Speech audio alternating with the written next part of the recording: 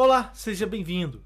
Você quer baixar vídeos para o Instagram sem marca d'água e sem um aplicativo, sem ser por aplicativo? Bom, eu vou mostrar para você como fazer isso.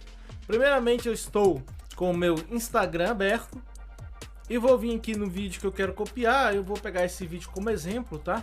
Vou clicar nesses 3 pontos e vou copiar o link clicando aqui, ó, na opção link. Copiei o link, eu saio do Instagram e vou para um site chamado Snap Insta. É nesse site aqui que você vai fazer o download do seu vídeo. Entra no site e cola aqui dentro a URL do seu vídeo. Então eu vou colar aqui dentro, tá? Beleza.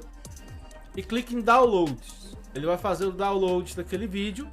Assim que terminar, você desce um pouquinho a página e vai aparecer uma opção aqui, o vídeo carregado e o download aqui. Clique em Download de vídeo. Feito o download, nós vamos lá em arquivos para ver se ele está lá. E aqui está o meu vídeo baixado, ó, vídeos. Olha ele aqui.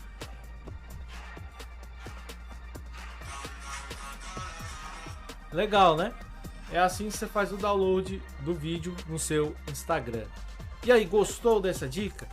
Deixa seu like, curta o vídeo, compartilha aí para ajudar a galera. Valeu e até a próxima. Tchau.